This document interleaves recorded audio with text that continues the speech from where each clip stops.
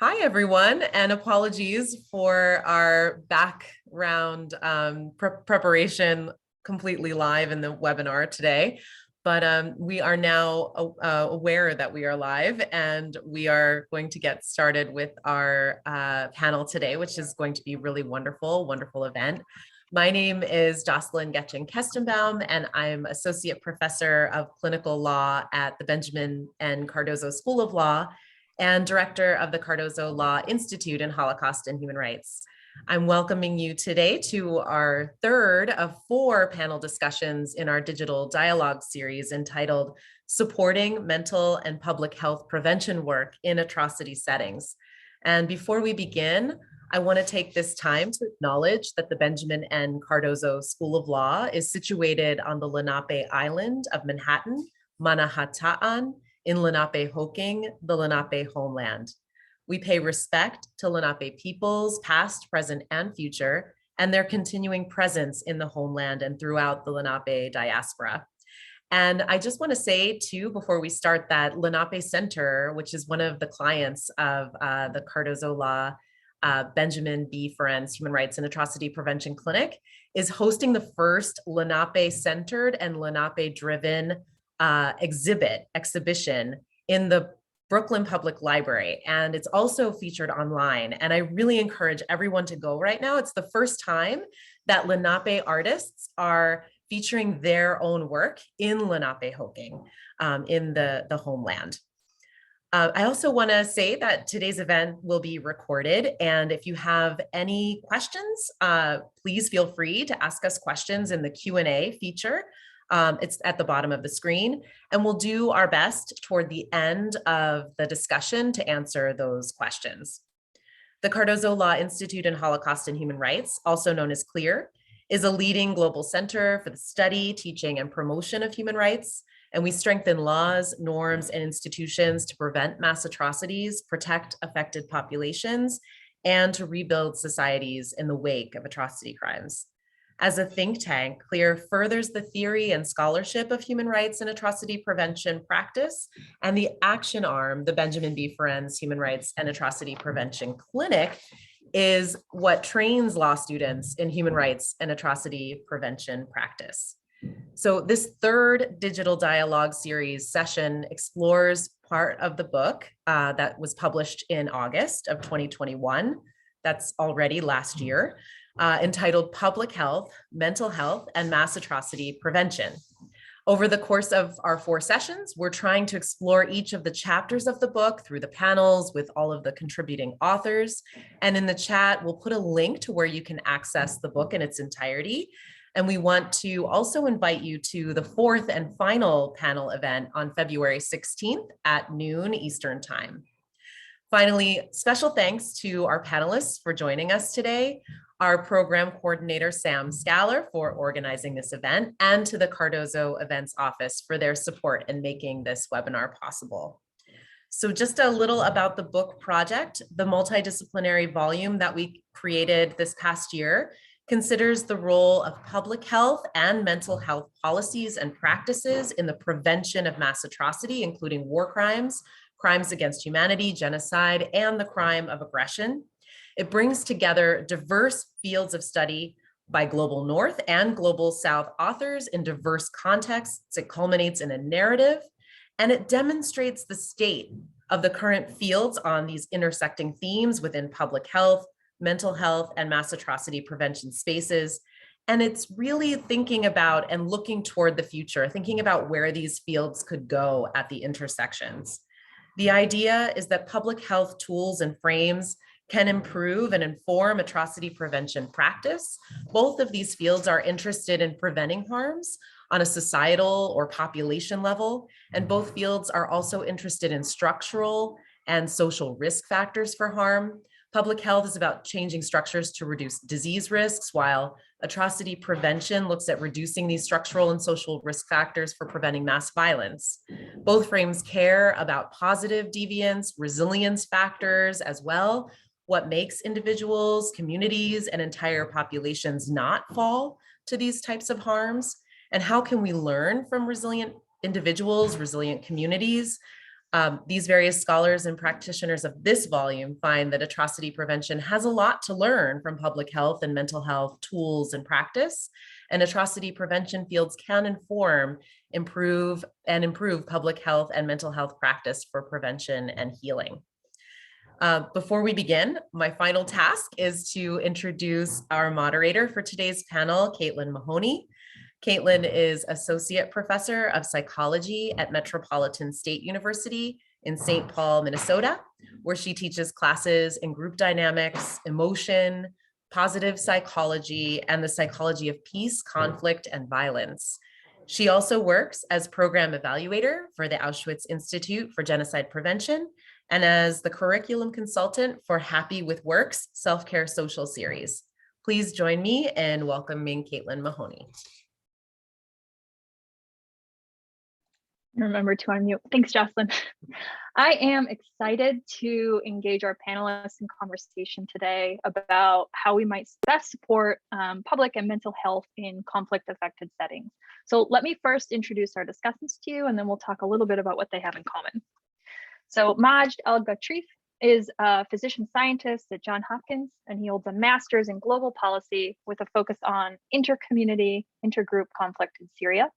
He's the founder and president of Syriana, a nonprofit organization that deploys the humanitarian development peace nexus at the intercommunity level, with initiatives including peace through health programs. His co-authored book chapter is titled Syria After a Decade of Atrocity Toward a Holistic Healing and Prevention Strategy. Nuwan Jayawikrama is a licensed clinical psychologist and associate professor of psychology at Manhattan College. His research focuses on cultural models of mental health and its assessment, with a special focus on depression and PTSD. He also explores predictors of psychological well-being in conflict-affected populations. His co-authored chapter for our book is titled Considering Intergroup Humiliation as a Risk Factor for Conflict and Violence Relapse and for Post-Conflict Mental Health Problems. Finally, Erin McPhee is a political anthropologist and fellow of the London School of Economics and Political Science. Dr. McPhee studies individual decisions to take up and lay down arms during organized violence, interventions that target these individuals, and trust in societies and communities that have experienced atrocities. She's conducted and led research in Colombia, Mexico, El Salvador, Lebanon, and Somalia. And her co-authored chapter for our book is titled Masculinity and Moral Sonhood Among Former Non-State Armed Group Members in Mexico and Colombia. So welcome to you each. Though your backgrounds and contextual expertise vary, what I see as common to your approaches in the prevention of identity-based violence are a few commonalities. So first, the belief that policymakers and practitioners cannot ignore the social and community dynamics in play in local contexts. That successful health interventions are those that recognize the interconnected nature of physical, economic, and mental well-being for individuals and communities. The necessity of treating affected communities as partners and directors of change themselves. And of course, that public and mental health work in conflict and post-conflict societies may prevent escalation to and or relapse into atrocity. So I do hope that our conversation today can do justice to your many and varied offerings. And I think we'll just jump right in. So Erin, we're gonna start with you. In the field of psychology, we often talk about social relationships as essential to the well-being of individuals. And your chapter on moral sonhood in Colombia and in Mexico sort of complicates that relationship.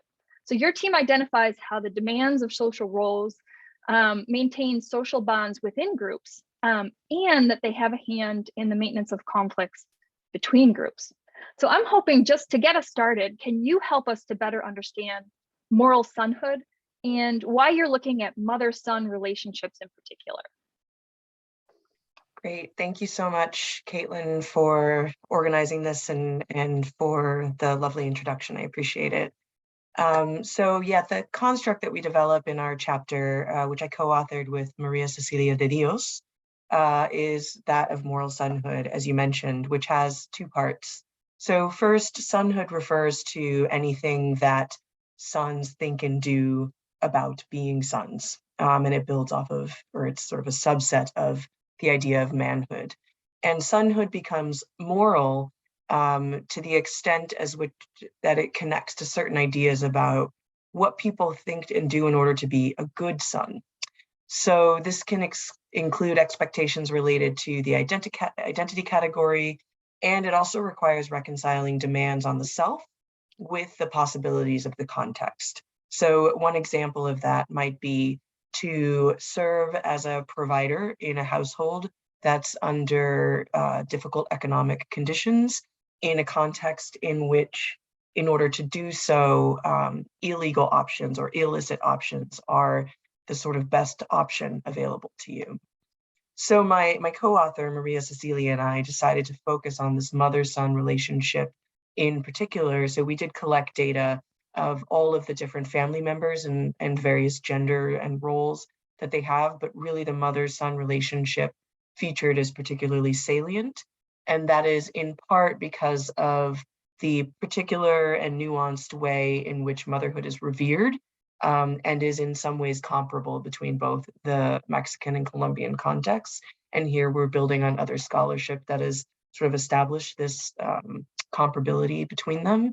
And then the second is the mere fact that men represent a vast majority of the perpetrators of violence in these contexts. By no means all, but certainly the vast majority. So we're looking at how the relationship of care that is assumed to exist within this mother-son relationship can actually convert in some ways into a relationship of harm and bind these young men to precarity rather than supporting them on a pathway out of it.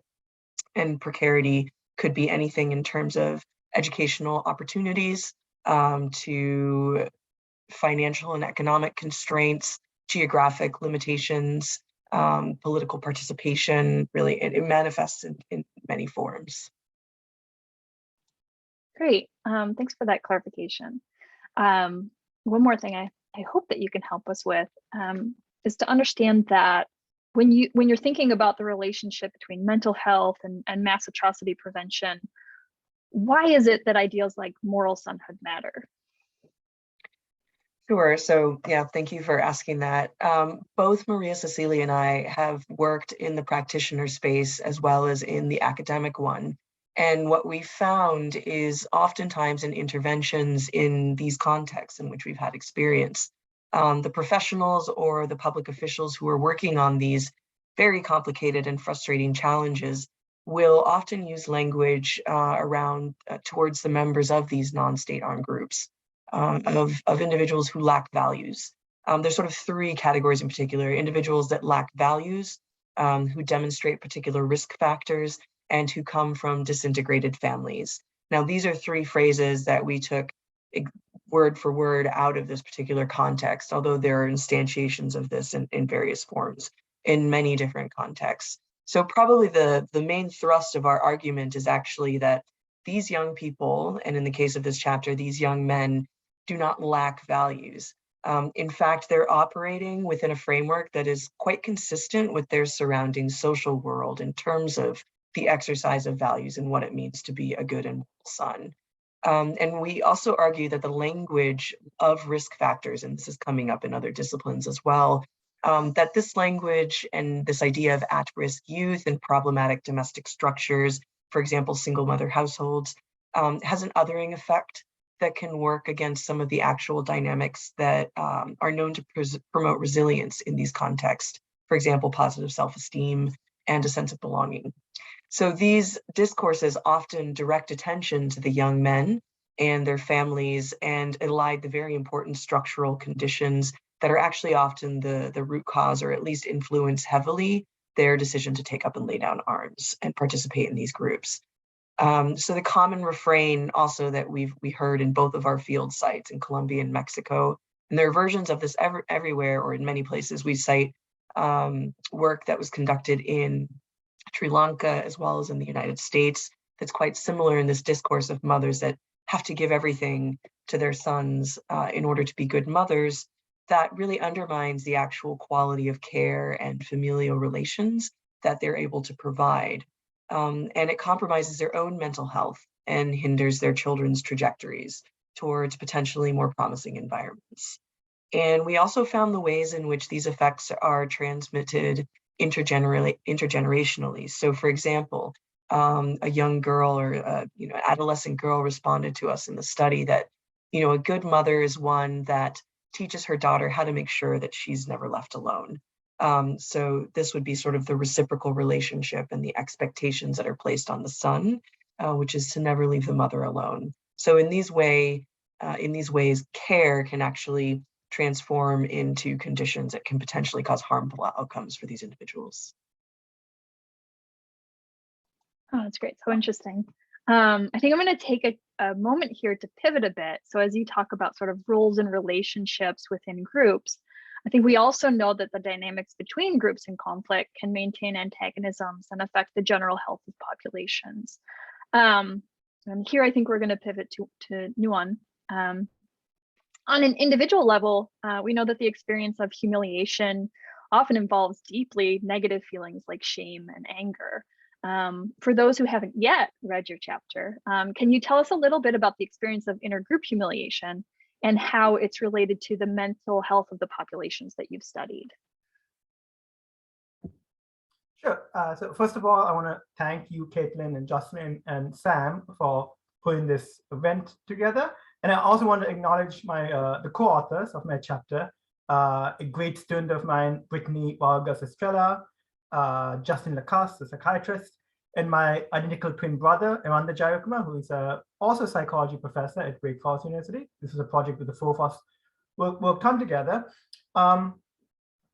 And before I directly answer your question, Caitlin, I just want to tell you a bit about how we ended up wanting to write this chapter, because this concept of intergroup humiliation, feeling humiliated because your group has been, demeaned and harmed, is a concept that's been used to explain conflict for a long time, right? If you've taken a 20th century European history class, but you probably learned about how the Treaty of Versailles played a role in Hitler's rise to power in 1930s Germany, because a lot of Germans felt humiliated by that treaty, and Hitler took advantage of those feelings of humiliation that Germans felt to rise to power.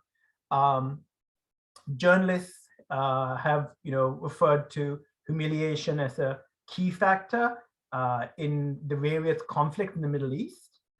In my chapter, I quote Thomas Friedman, who writes the opinion column for the New York Times, and it's a quote that's been, if you read a book on humiliation, they'll almost always quote Thomas Friedman, but he talks about how group humiliation explains a lot of why it explains a great deal of the conflict that happens in the Middle East.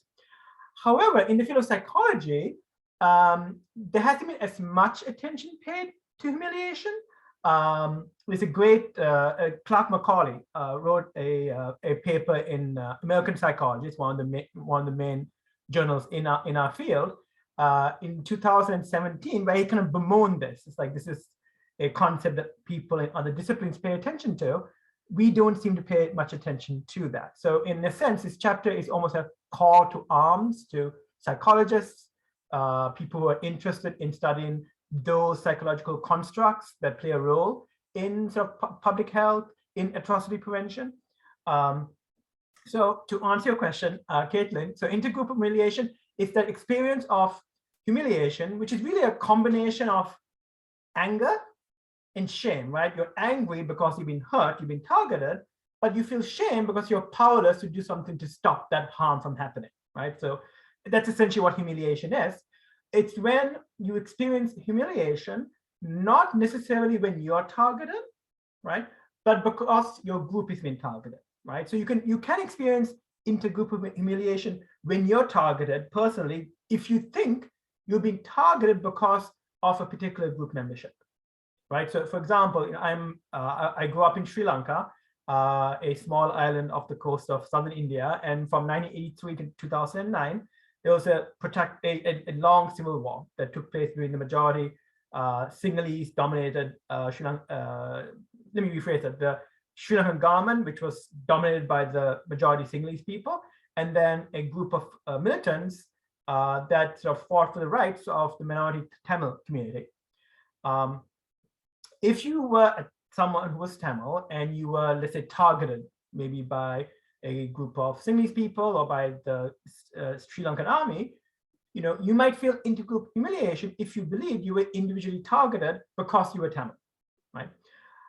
You could also feel intergroup humiliation if, let's say, a group of people in your community were targeted in a different part of the island, right? So it didn't happen to you, but you read about it and you're like, oh my goodness, they're coming after us, and you can feel humiliated, right? So that's how I would distinguish intergroup humiliation from the individual humiliation that probably most of us have experienced at some point in our lives, right? Where we feel demeaned and put down individually.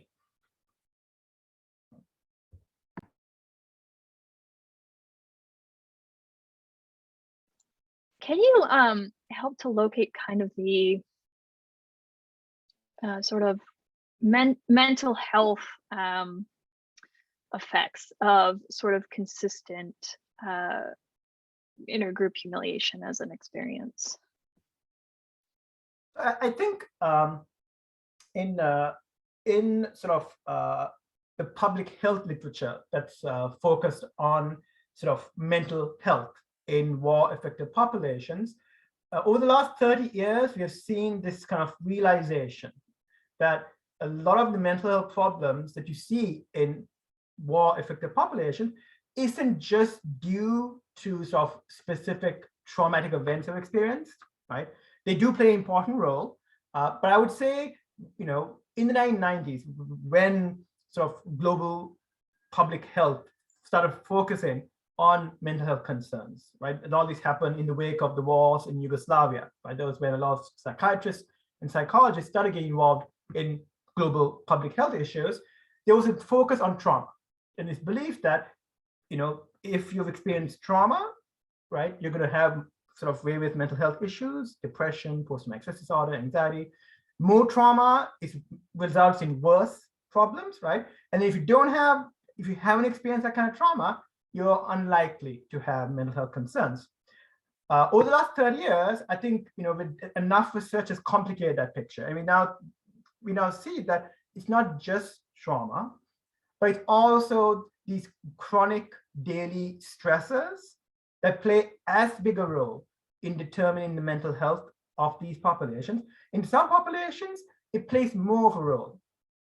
So that in some populations, if you help people with these chronic stressors, so for example, help them with employment, help them with their basic needs, help them with finding security so they feel safe, even though they've experienced high levels of trauma, you often see a reduction in mental health concerns. So in other words, dealing with the chronic stressors can sort of lead to a reduction in sort of like mental health concerns, and you don't necessarily need to engage in any kind of psychotherapy or any intervention that targets those traumas they experience.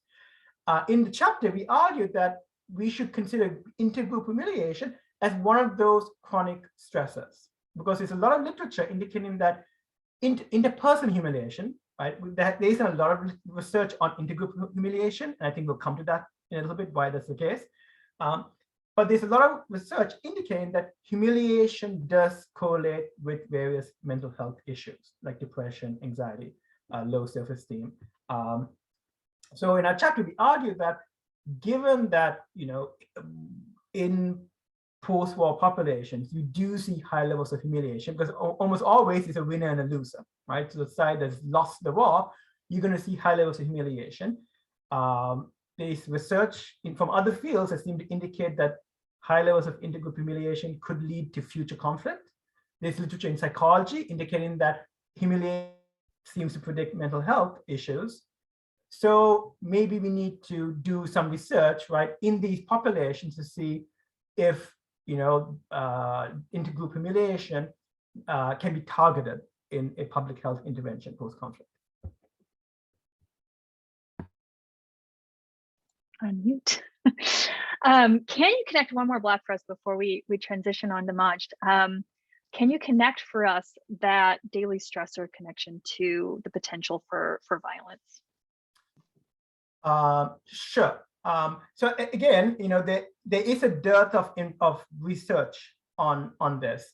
There is one paper that was published a couple of years ago, and it was a impressive study because they were able to collect a large sample from sort of individuals who were impacted by by the conflict in Israel and Palestine.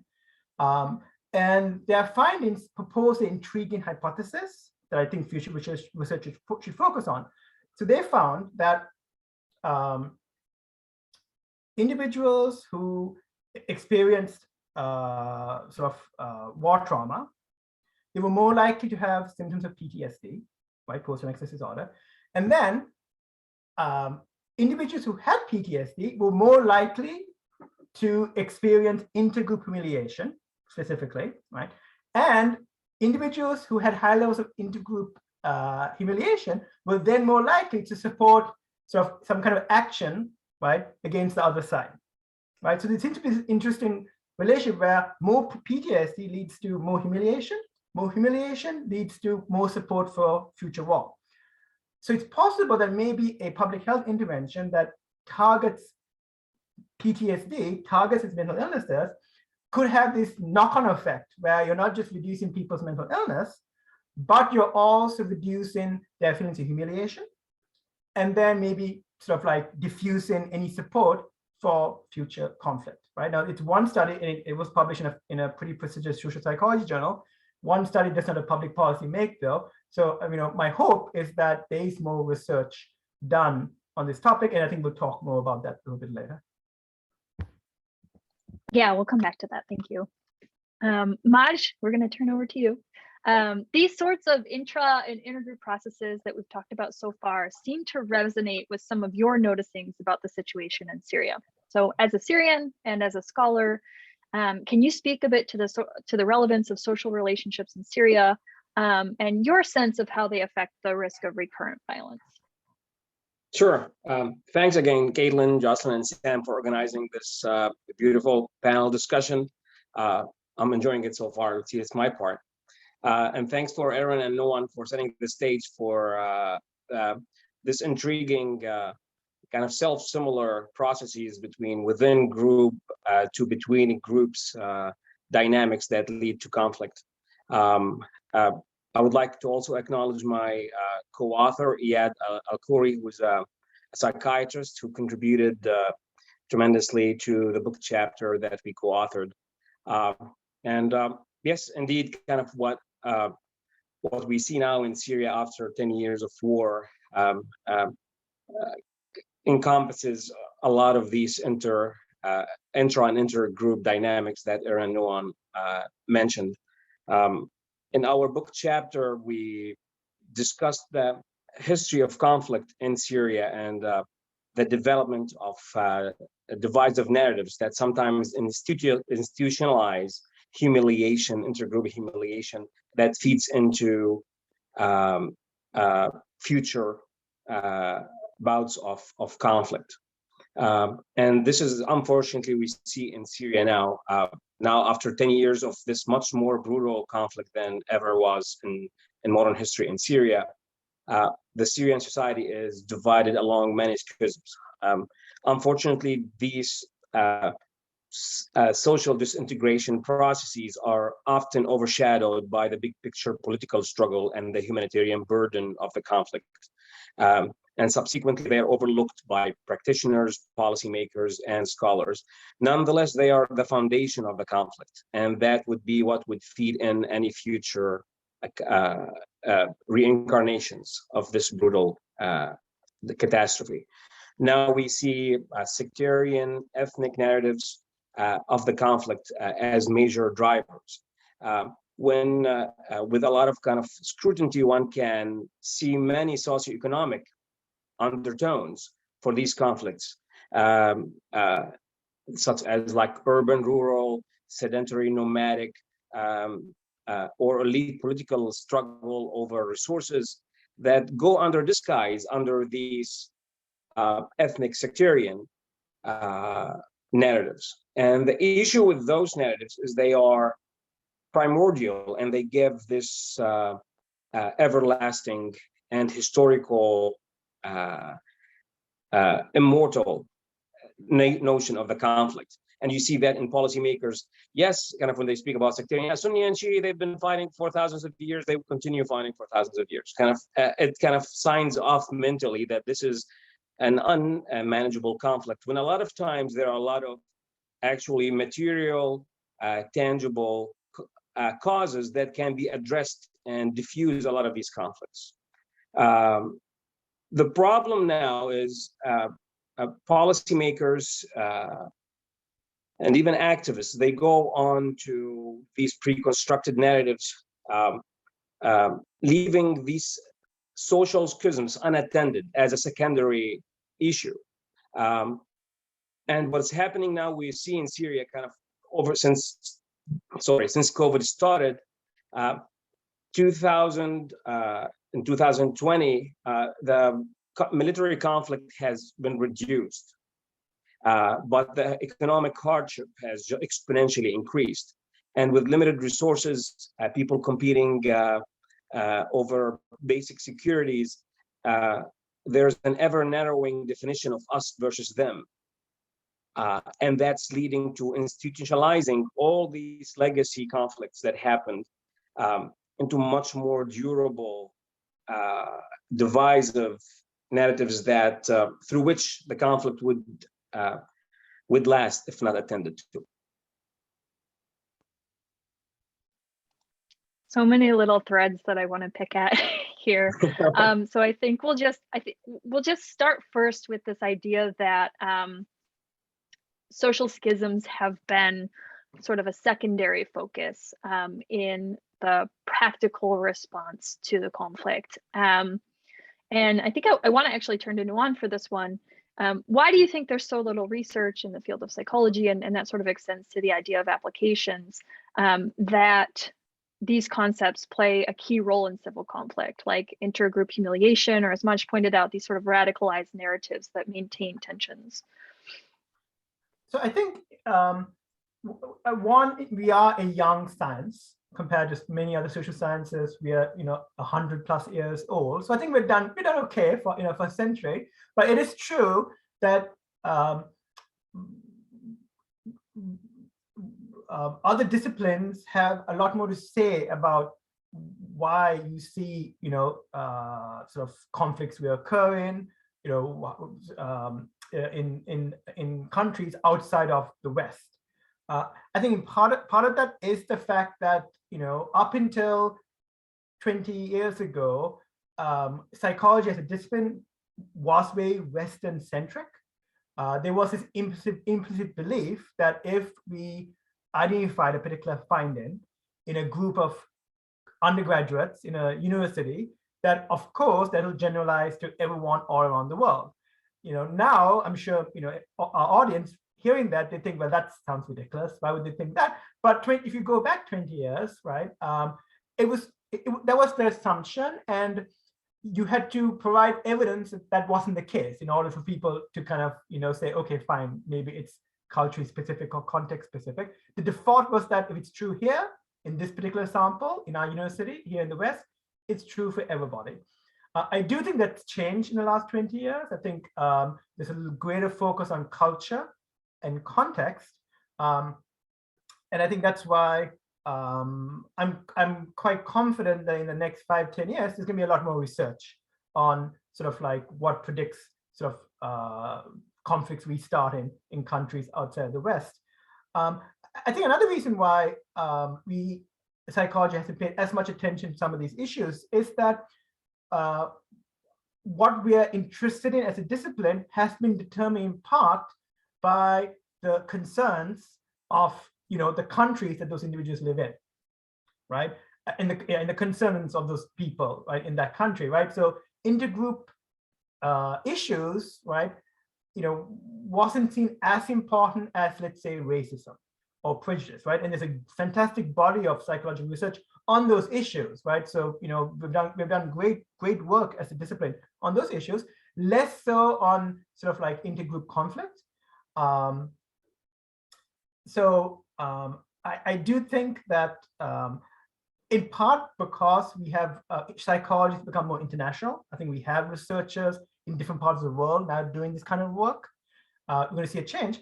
Unfortunately, also, there have been changes in the West, right? You can look at Brexit in England, right? You can look at some of the issues in Eastern Europe politically, right? You can use it, you look at American politics and sort of issues surrounding elections and sort of vaccinations, right? You know, where you start seeing, you know, sort of like these kind of groups forming within these countries where there seems to be like a little overlap, right? So I think, unfortunately, for that reason too, we might see more research on intergroup conflict. I think this problem of sort of the exporting of the Western psyche is complicated, and we could spend a lot of time here.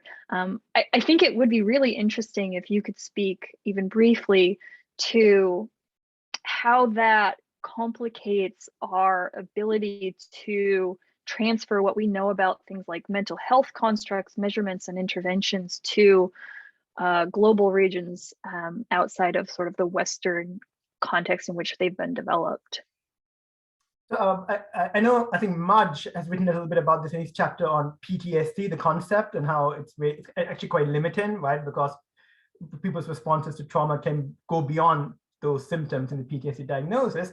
I would say briefly, I think as a discipline, psychology needs to have models that take culture and context into account. Because once you start doing that, you can apply those models in different countries, and then you can sort of, you know, adjust your intervention, right, based on sort of like what the model tells you, right, as you kind of put in that cultural and contextual information. I think we're getting better at as a discipline. There are certain aspects, there are certain public health interventions that are universal, right? I truly believe that.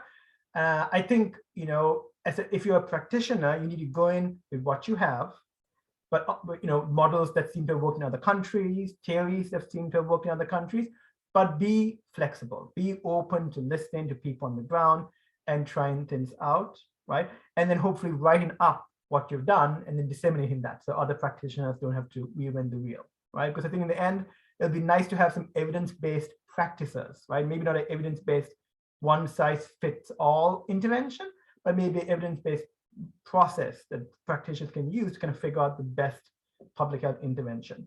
I'll stop there. Maj, we're going to swing back to you because I think it's sort of an interesting connection, this focus on the need for sort of culturally and contextually based interventions that are sort of anchored in the local populations.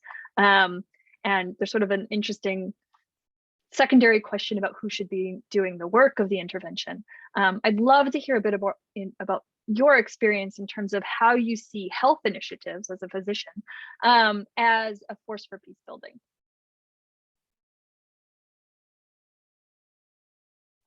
You got to unmute. Sorry, yes, I unmuted now. So yeah, I just wanted to build up on what Nuwan mentioned in terms of the cultural contextualization of psychiatric care, and that's actually my co-author main interest, Iyad Al-Khoury. And he's been a big advocate. Like, he worked in the field in refugee camps where he found like the focus on DSM-5 criteria for different psychiatric illnesses actually doesn't follow through in terms of finding diagnoses of PTSD in this population. It expresses itself culturally in different symptoms. So that comes kind of, for any scholarly work to evolve, it has to develop these batteries of assessment, getting cultural context in account for us to get any meaningful insight into the problem. Going back to your direct question about kind of the role in healthcare and addressing kind of these intergroup dynamics, which at the first glance would look a little bit distant, kind of you're trying to make sense of something that is not distant in nature, but healthcare in its fundamental reality is an interpersonal relationship between a healthcare provider and a patient. It wouldn't work if there's no trust, empathy, and goodwill. And unleashing healthcare initiatives across conflict, it will make natural relationships back at the interface of the conflict. These are the antithesis of conflict psychodynamics, if that's a term. And we saw that anecdotally from a lot of reports when if there's a catastrophe and conflict, and there are individuals from across the conflict line in dire needs for healthcare, that conflict for a brief period of time pauses, and the doctor will just take care of the patient regardless of where they come from, not because they are following their moral or ethical code, they're just following their own personal compass. There's a patient in need and I need to take care of it. So I think unleashing this force of healthcare initiatives at conflict lines is a very potent tool. The problem we face is that this has not been studied. It's the same theme, that these dynamics are hard to study first, and there is no appeal to study them. There's a field, it's called Peace Through Health. It emerged about 3 decades, trying to leverage on these peace-building capacities of health initiatives. But the evidence is mostly still anecdotal. A lot of people accuse it to be a dogma, not an actual discipline. But there's a lot of theoretical foundation for it. And we need to deploy it in a way more experimentally and use public health modalities of assessing the effectiveness of specific interventions to see if they actually alter the course of conflicts. Thank you. There's some things I think in what you said that we'll come back to in just a minute. I think one of the threads that I want to pick up there is this idea that often the theoretical body of knowledge that supports looking at a problem in a particular way feels a bit distant in connection to sort of the practical applications, or maybe happening in a different sphere from the people who are actually doing the work on the ground.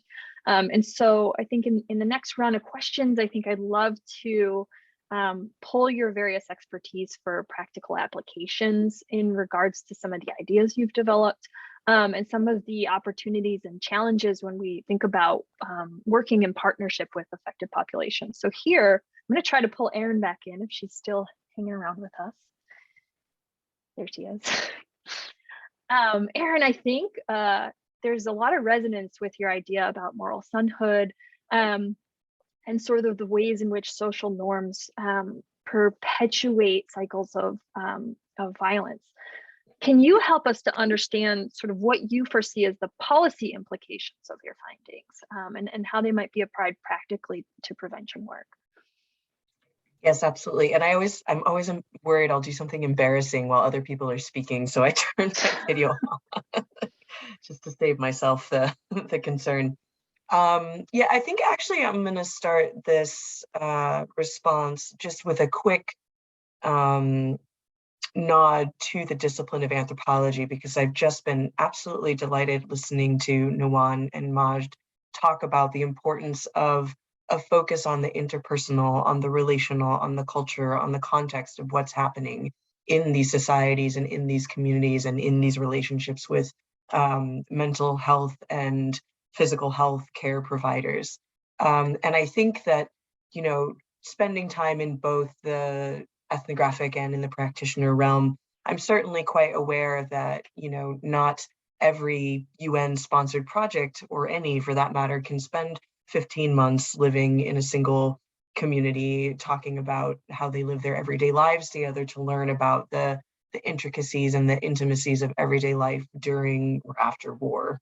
But however, what the anthropological sensibility does offer to thinking about policy and program design in the aggregate is what I think is often referred to in the practitioner space as stakeholder engagement or multi-sector involvement, but in a way that is actually engaging the ultimate stakeholders and those who bear the greatest burden of building peace and finding a way out of war in these settings. And those are the individuals who do live every day on the ground together, either while they're in armed groups, after they've left, or who have suffered violence from those armed groups. And often those characteristics can be found in the same person. So I think what anthropology does, what fieldwork and ethnography does, is sort of provide this constant tug, to keep people engaged with and thinking together with the populations that these interventions are intended to serve, rather than sort of over and around them.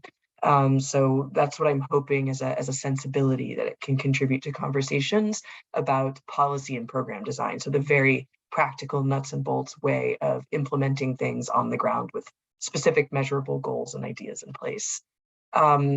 And one of the key premises of the research that Maria Cecilia and I conducted is actually based on prior findings in the field, which is that non-state armed groups adapt their recruitment strategies to whatever the interventions are doing to combat, if you'll forgive the use of the term, these armed groups themselves. So my co-author and I thus believe that it's imperative for researchers and practitioners and policymakers to stay ahead of these evolving strategies rather than constantly reacting to them by using ethnographically collected data and engaging meaningfully with program designers and policymakers.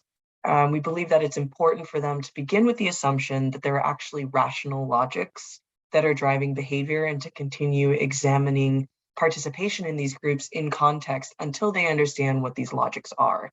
So I'm saying this because it's often that there's a sort of palpable disdain that some interviewees that we had in the public sector and in the spaces of intervention have for these members of non-state armed groups, especially in the public sector. And those are the people who are charged with working on these challenges. So these affective dispositions undoubtedly affect policy implementation and how the community members in these contexts experience their relationships. As Maj mentioned, these are fundamentally interpersonal relationships, as much with bureaucrats on the ground as they are with care providers, with these officials and bureaucrats. So beginning with the aforementioned assumption that there are always logics at play, that these youth don't lack values, for example, that they are very much operating within a framework of values, and that it's up to the policymakers to identify what those are, and maybe stop looking, and then sort of from there design the social repair and violence prevention strategies. Excuse me. And while we're not certainly proposing that practitioners just set aside the idea of risk factors, we do suggest that a very necessary complementary approach to thinking about how motives to be good might actually factor in decisions to participate in non-state armed activity or related illicit activity. It doesn't necessarily have to be part of an armed actor group, might actually support more robust and informed policy decisions, which I think at the end of the day is what everyone's looking for. That was great. I won't even try to rephrase. I think you really sort of point to some fundamental misunderstandings of what conflict is about in the way that it's sometimes treated. So thanks for your clarification. I think it really adds nuance to the challenge of pragmatic applications. Maj, I think we'll pivot back to you, and I'm hoping that you can help us to better understand how your thinking has evolved about intervention since you wrote the chapter, and the sorts of on-the-ground practices that you're trying to construct from the ground up, I guess.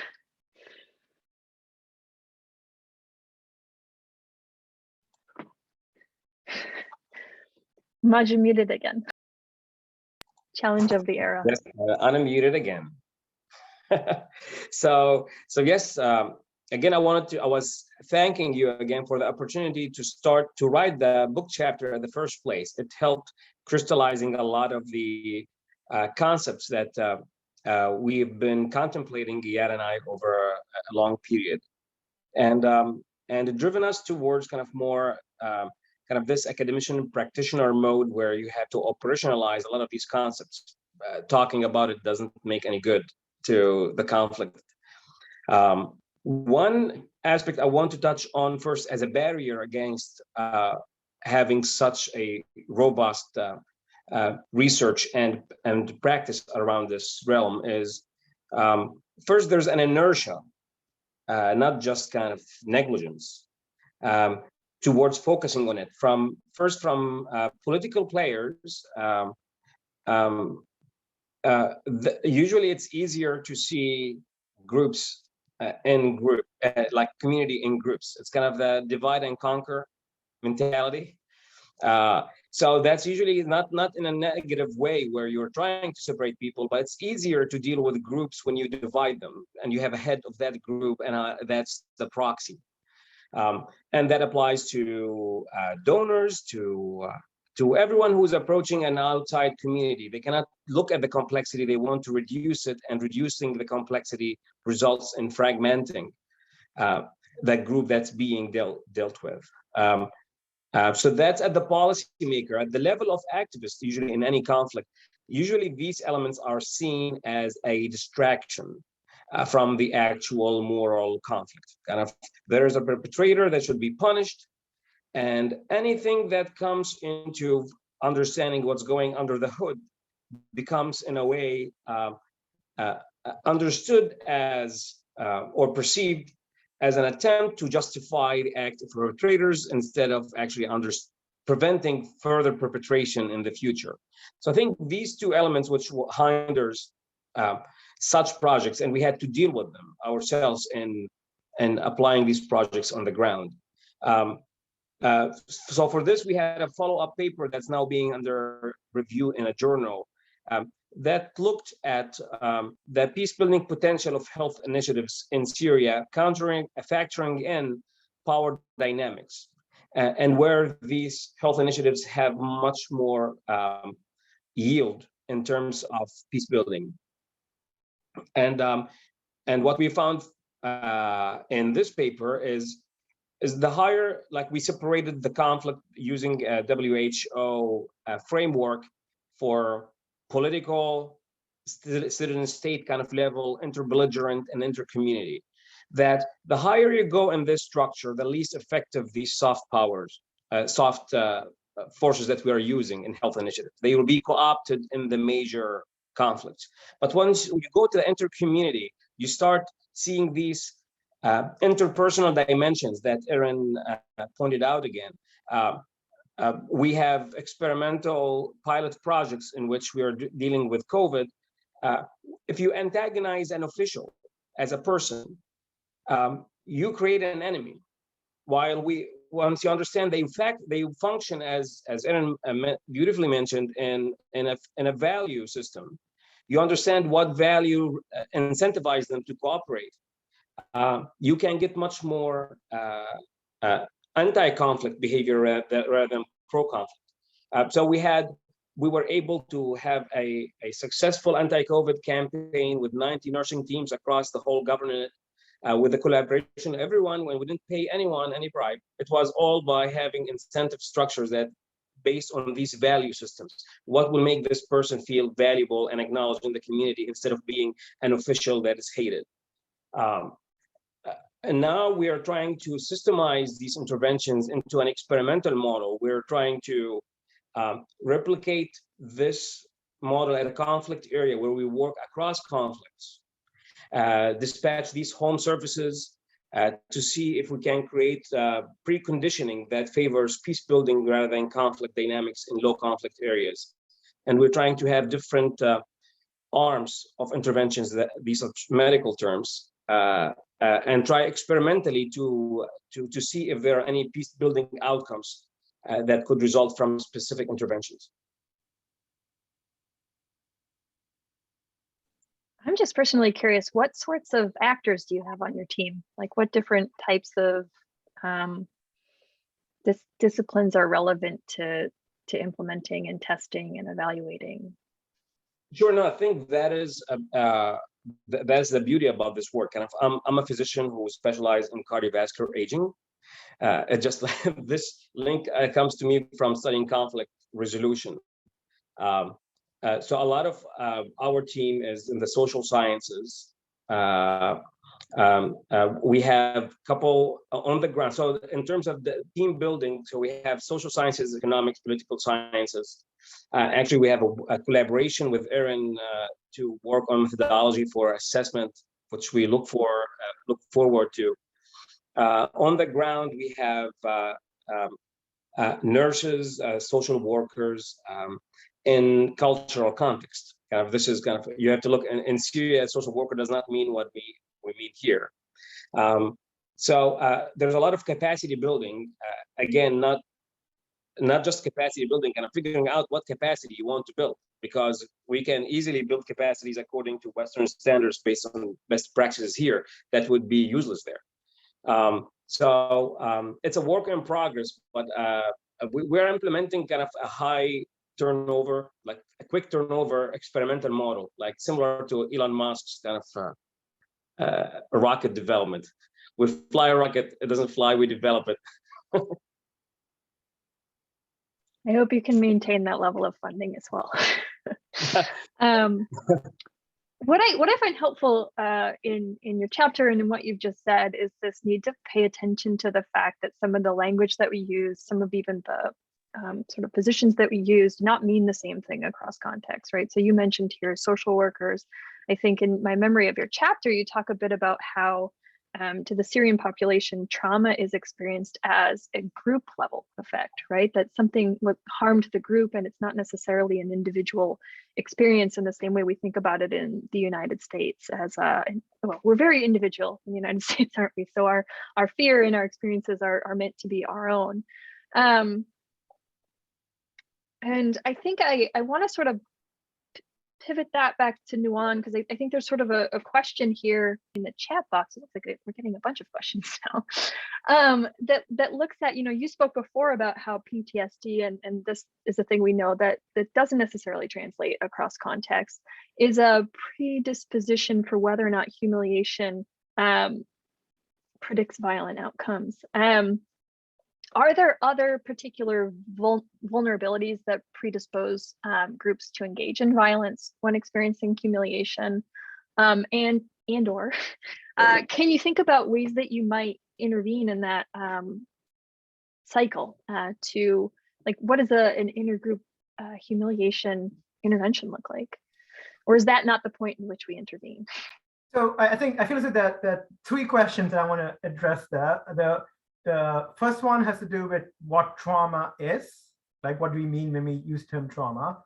And I think the second one has to do with what makes a population more susceptible to experiencing intergroup humiliation. And then the third question is, what does the intervention that targets intergroup humiliation look like, right? So I'll address those three questions as briefly as I can in order, right? So I think right now in the West, there is a conversation about what we mean when we use the word trauma, because I think over the last 20 years, right? Let me take that back. Over the last 40 years, ever since PTSD became a part of the DSM, right? The manual that psychiatrists and clinical psychologists use when they're trying to determine which diagnosis a person has. What we mean by trauma has evolved as well. And in 1980, when PTSD first became a disorder, the definition of trauma was very narrow, right? It was the experience, quote, outside normal experience, right? So it's not part of typical experience. And I think since then, we use the word trauma to refer to, many different phenomena, right? Sort of like the violence directed at oneself, sexual violence, physical assault. We use it to refer to historical events that have impacted a community and has led to generations of negative impact, right, on, let's say, American Indians or African Americans.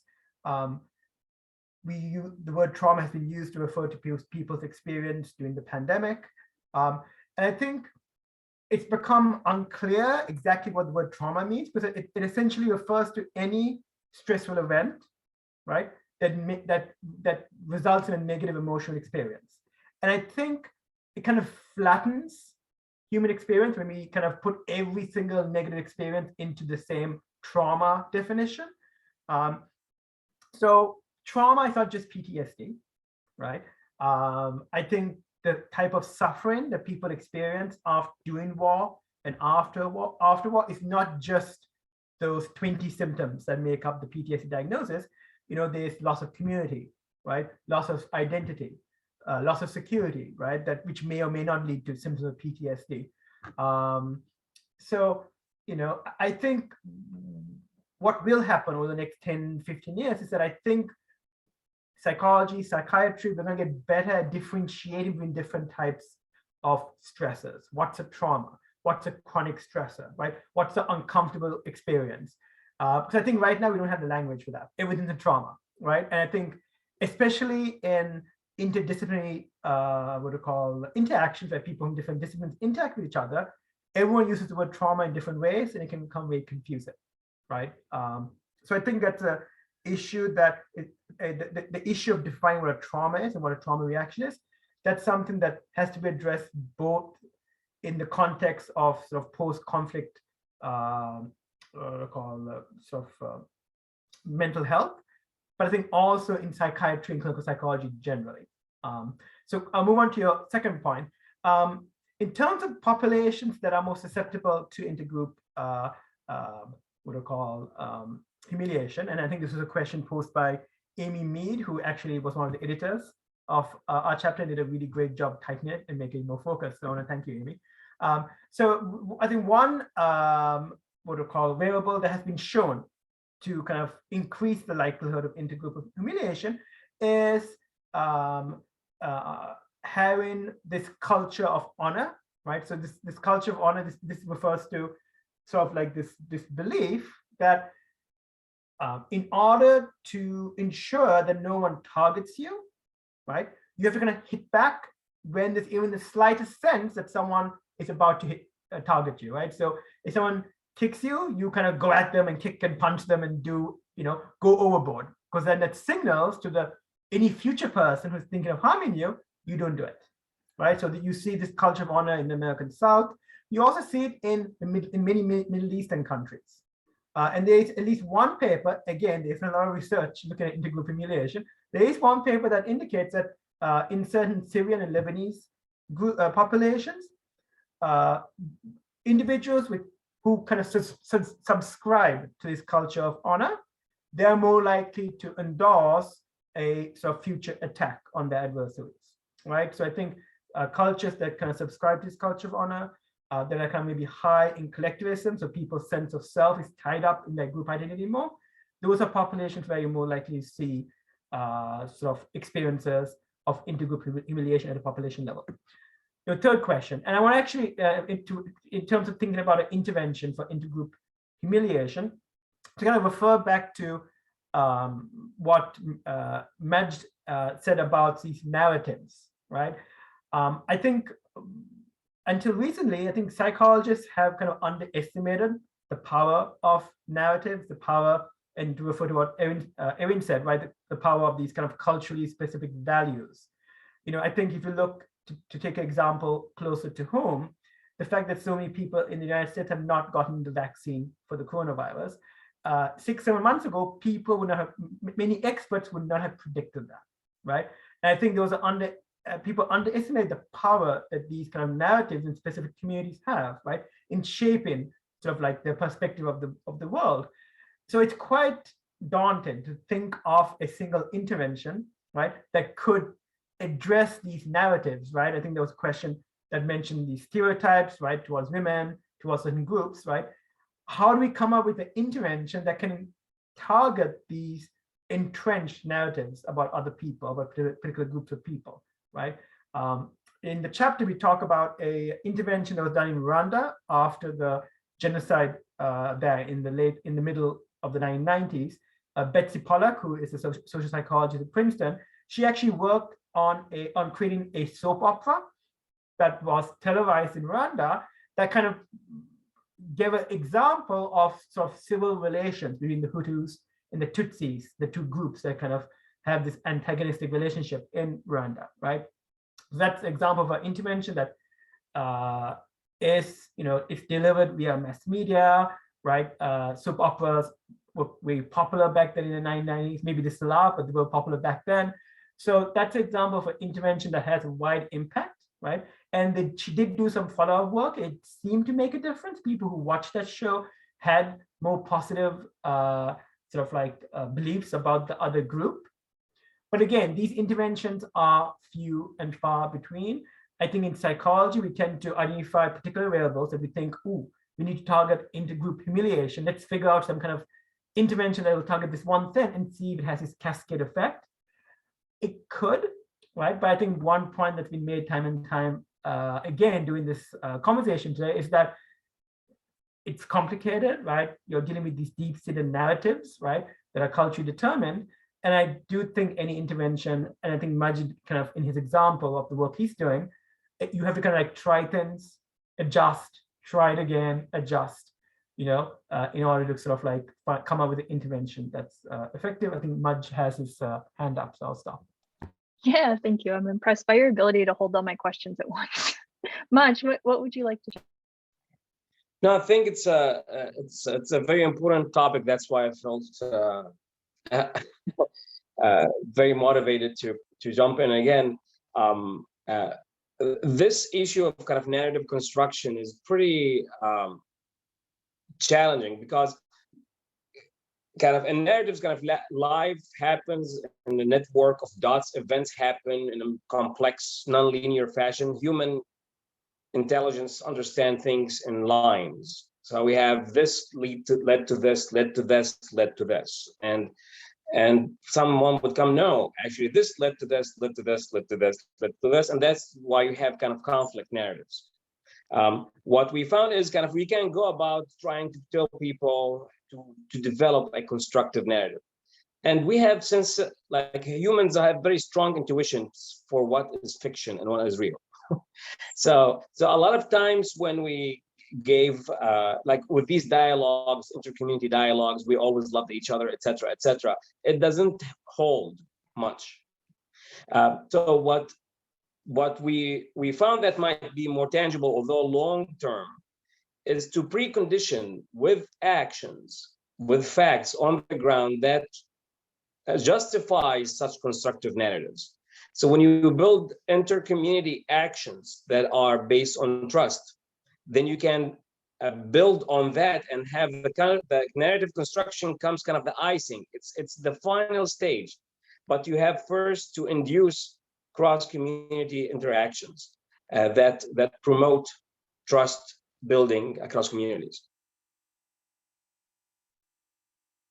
So if we could quickly jump in there, and I think it sounds like, Majid, what you're talking about is almost like this social network model, right? Where people interact with each other, right? And that those interactions kind of determine their beliefs or their attitude towards something, right? And I do think maybe, using those types of models, I guess, right? Where you don't have this linear A goes to B, goes to C, goes to D, but more it really is to hear the actors, or hear the people involved, that might sort of like hold some promise. And that's actually, a point that we make in our chapter.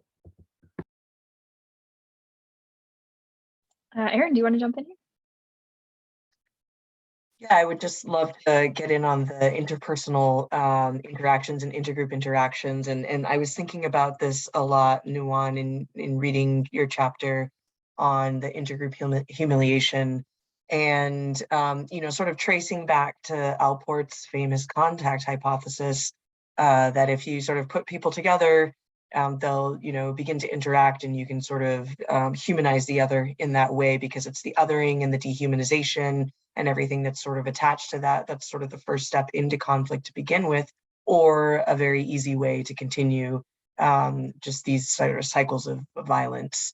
But the critiques of the contact hypothesis are that sort of so much needs to be just right for mere contact to result in that, that, it's sort of problematic as a prescriptive theory of violence reduction or violence prevention.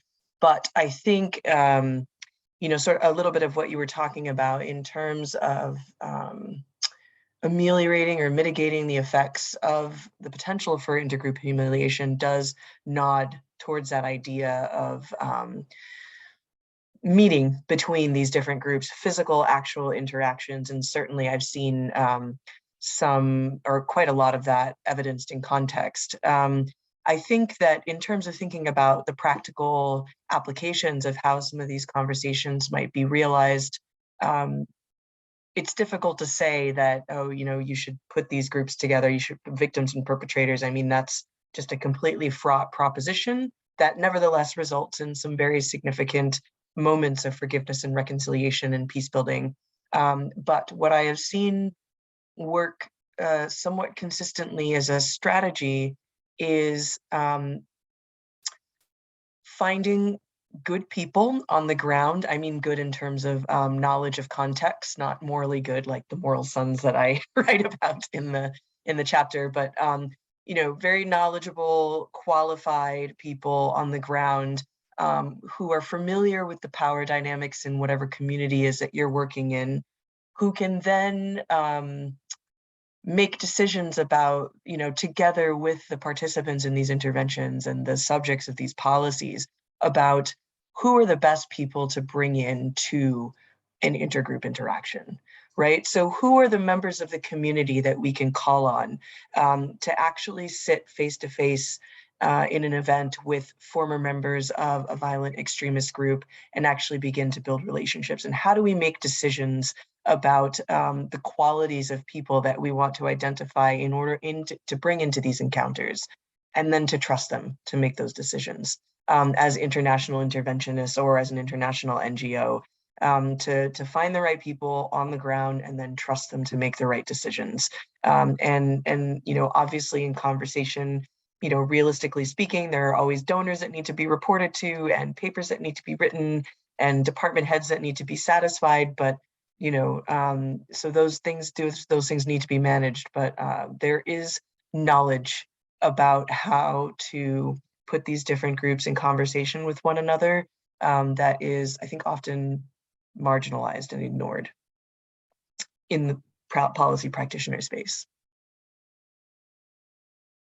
Erin, I just want to jump in. I'm glad you brought up all parts contact hypothesis. You're right that that contact only works under very, very specific conditions. And if you don't meet those conditions, you actually have the opposite effect and worsen situations.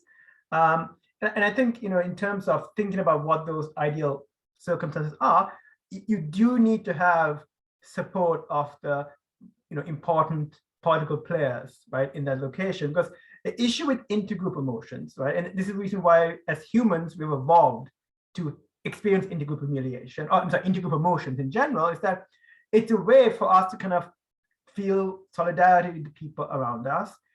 Feeling a group emotion is quite pleasurable, right? If you think of when you've gone and supported your team, right, at a game of some kind, when your team wins, it feels, it feels great, right? It really is a different level of pleasure when you experience something as a group, with a group as opposed to individually. And I think in some ways, kind of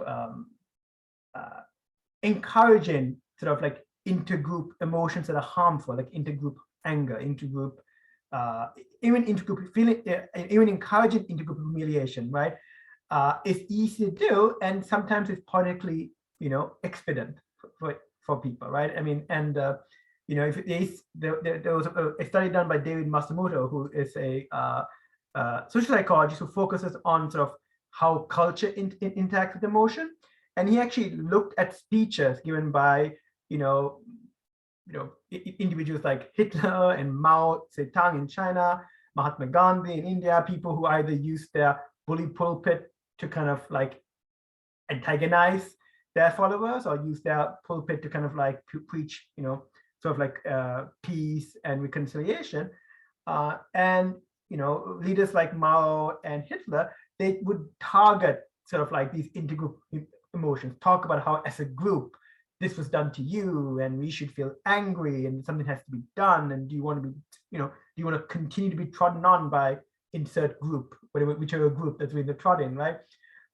So I think, I'm just thinking about the Middle East, right? I think in the 1990s and late 2000s, there was a lot of political support for figuring out, okay, how do we get these groups together? And I feel as though today that's less so, in part because some of the political players have decided that's not, a two-state solution is not, option anymore.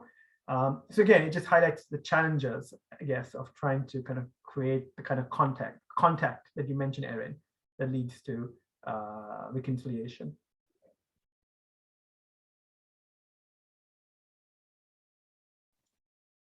I'm liking how you're all talking to each other. I guess one question I have, I don't see a lot of questions in the chat question and answer. So if folks have questions that they'd like to get in before the bell, we'd love to see them.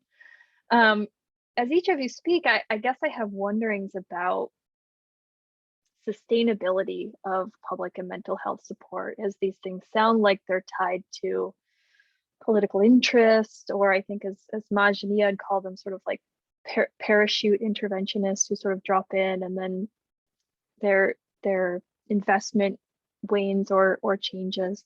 I guess I just wonder if you have ideas or thoughts that you could speak to what's important or the certain challenges of sustainability in this context.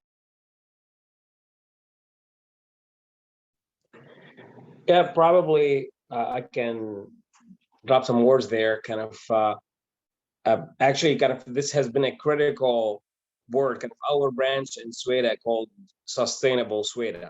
And which Sweden is my town in southern Syria, which is the pilot project.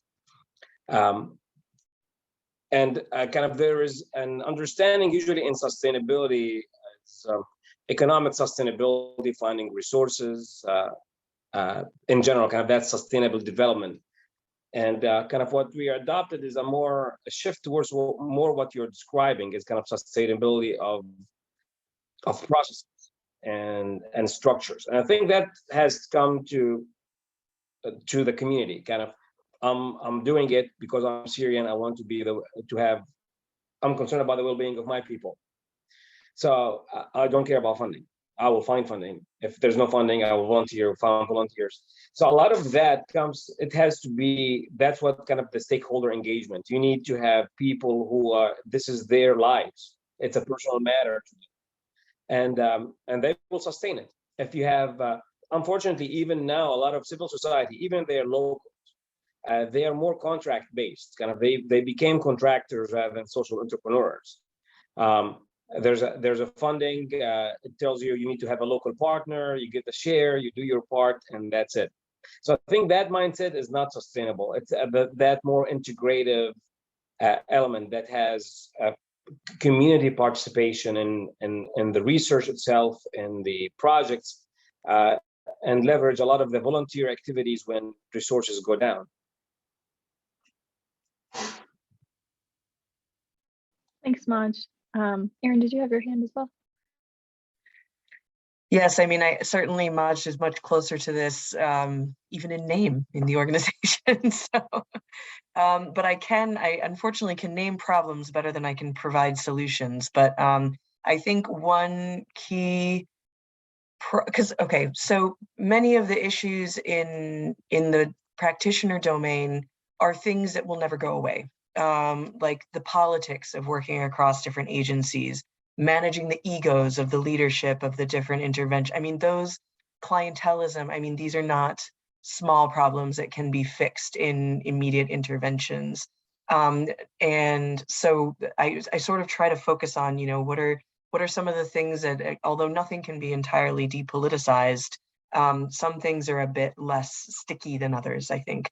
And one of the areas that I think is worth thinking about are the way that competing timelines and funding cycles undermine the work that people are trying to accomplish on the ground. So if you're thinking about the sustainability of any intervention, but focusing on mental health and public health interventions, government cycles, election cycles, international, I mean, those are, whatever, 2, 3, 4 year cycles, hopefully, hopefully not 30-year dictatorship cycles.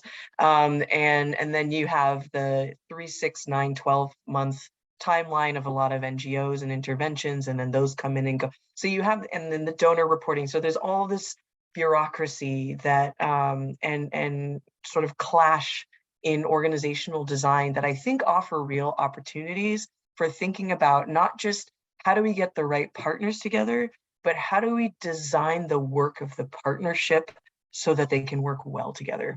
And that's very different than just having the right people at the table. And I think there's a lot of opportunity there. I think it's doable.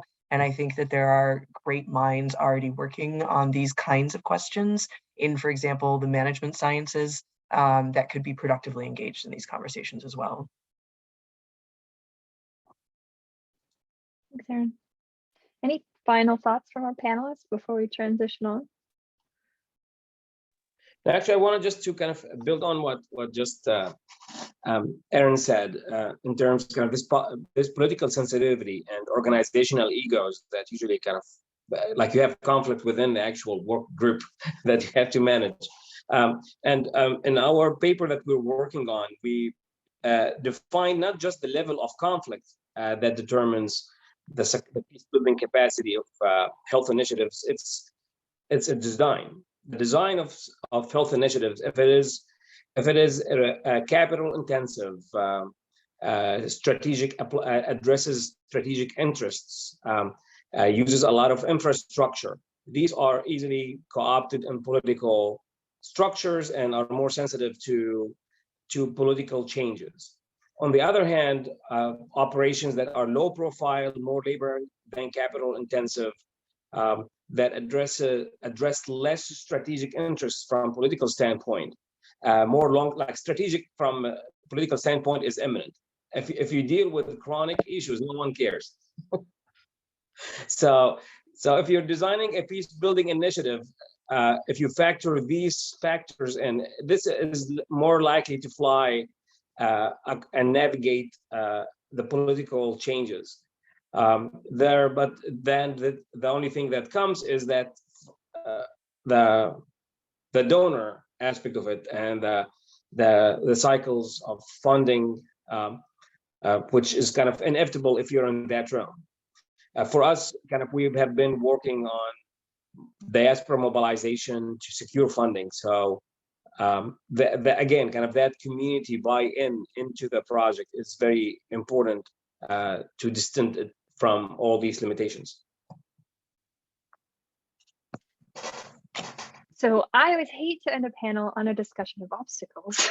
But where we will go next is to give a promise of some minds in partnership trying to draw up solutions to these challenges in real time. So our next panel, which to reiterate is on Wednesday, February 16th at noon Eastern time, we'll explore the conceptual and methodological models that might be applied in the real-time development of mental and public health interventions. So we'll have a speaker about sort of the basic methodology of how you engage communities on the ground, as well as a team of researchers working to build a mental and public health initiative in Rwanda. So we do hope that you can join us then. For our part here, I want to thank our panelists for carving out time to share their experience with us. I always learn something, especially when you three are in conversation. So I'm grateful for your participation. And I want to thank our attendants for joining us today, and we hope to see you next time. Thank you all.